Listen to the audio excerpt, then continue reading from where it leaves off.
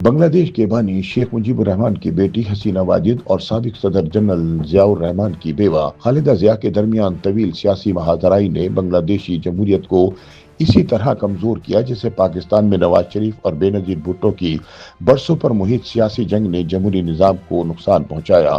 تاہم پاکستان میں دونوں رہنماؤں نے سیاسی بلوغت کا مظاہرہ کرتے ہوئے 2006 میں لندن میں میثاق جمہوریت پر دستخط کر دیے، جبکہ حسینہ واجد اور خالدہ ضیاء ایسا نہ کر سکی۔ دونوں رہنماؤں نے اپنے والد اور شوہر کی دشمنیوں کو نبھاتے ہوئے عوام کو جمہوری استحکام دینے میں ناکامی دکھائی۔ معروف صحافی اور تجزیہ کار رؤف کلاسرا اپنے سیاسی تجزیے میں کہتے ہیں کہ بنگلہ دیش کی سابق وزیر اعظم خالدہ ضیاء کے بیٹے طارق رحمان کو 17 سال بعد جلا وطنی ختم کر کے ڈھاکہ ایئرپورٹ پر اترتے دیکھا تو انہیں ٹھیک 17 سال پہلے حسینہ واجد کی واپسی یاد آ گئی، جو اسی طرح لندن سے واپس آئی تھی جیسے اب طارق رحمان واپس آئے ہیں۔ رؤف کلاسرا کے مطابق وہ اس وقت ڈھاکہ میں موجود تھے جب حسینہ واجد نے 2008 کے عام انتخابات میں بھاری اکثریت سے کامیابی حاصل کی۔ ان کے بقول وہ ڈھاکہ کی فضا میں خون کی بو سونگھ چکے تھے۔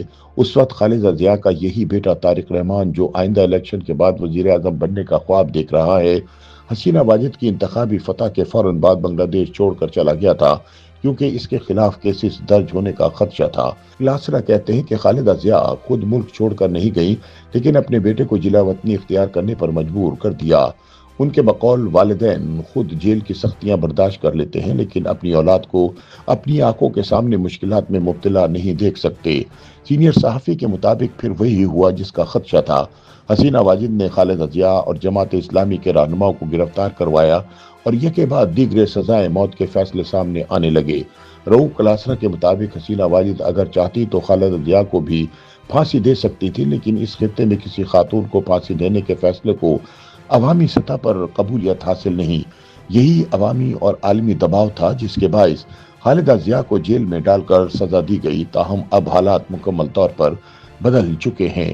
کلاسرا کہتے ہیں کہ حسینہ واجد کے خلاف عوامی بغاوت کو اگرچہ 1.5 سال سے زائد عرصہ گزر چکا ہے لیکن وہ اب تک اس پورے عمل کو ذہنی طور پر قبول نہیں کر پا رہے۔ ان کے مطابق تاریخ انسانی ایسے واقعات سے بھری پڑی ہے جب مقبول حکمرانوں کے خلاف بغاوتیں ہوئیں اور انہیں اقتدار چھوڑنا پڑا یا جان سے ہاتھ دھونا پڑا، لیکن بنگلہ دیش میں گزشتہ 1.5 سال کے دوران جو کچھ ہوا وہ اگرچہ تاریخی طور پر غیر معمولی نہیں، تاہم ان کی آنکھوں دیکھا منظر یقیناً حیران کن ہے۔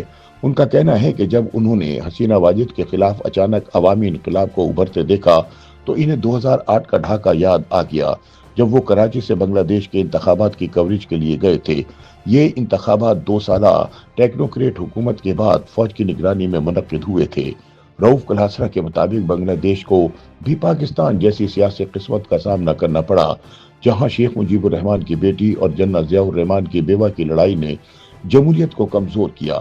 پاکستان میں اگرچہ نواز شریف اور بے نظیر بھٹو نے بالآخر میثاق جمہوریت پر دستخط کر کے سیاسی مہاجرائی کا راستہ بدلا، لیکن بنگلہ دیش میں ایسا نہ ہو سکا جس کا نتیجہ آج سیاسی عدم استحکام کی صورت میں سب کے سامنے ہے۔ کلاسرا کے بقول تیسری دنیا کے ممالک میں سیاستدان نفرت پر پلتا اور جوان ہوتا ہے۔ اس کے نزدیک اقتدار کا راستہ ذاتی کردار یا کارکردگی کے بجائے مخالفین پر کیچڑ اچھالنے اور انتقام سے ہو کر گزرتا ہے۔ یہی وجہ ہے کہ پاکستان، بھارت اور بنگلہ دیش کے سیاستدانوں میں ایک بات مشترک نظر آتی ہے اور وہ ہے ایک دوسرے کے خلاف زہر اگلنا۔ انہوں نے کہا کہ 17 سال پہلے حسینہ واجد لندن سے بنگلہ دیش آ رہی تھی، مخالفین کو جیلوں میں ڈالنے اور پھانسیاں دینے کا عزم ظاہر کر رہی تھی، جبکہ اسی وقت طارق رحمان ڈھاکہ چھوڑ کر لندن جانے کی تیاری کر رہے تھے۔ لیکن آج وقت بدل چکا ہے، طارق رحمان واپس آ چکے ہیں اور حسینہ واجد بھارت میں جلا وطنی کی زندگی گزار رہی ہیں، جبکہ انہیں سزائے موت سنائی جا چکی ہے۔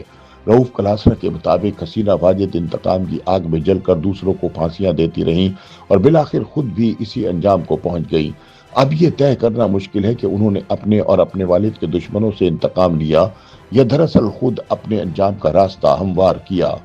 YouTube پر گوگلی نیوز دیکھنے کے لیے youtube.com کی سرچ بار میں googly news T V type کریں۔ گوگلی نیوز کے پیج پر سرخ رنگ کے سبسکرپشن والے بٹن پر کلک کرنا نہ بھولیے۔ YouTube پیج پر اپلوڈ ہونے والی ویڈیوز سے باخبر رہنے کے لیے بیل آئیکن پر کلک کیجیے۔ آپ کو ہر نئی ویڈیو کے بارے میں نوٹیفیکیشن موصول ہو جائے گا۔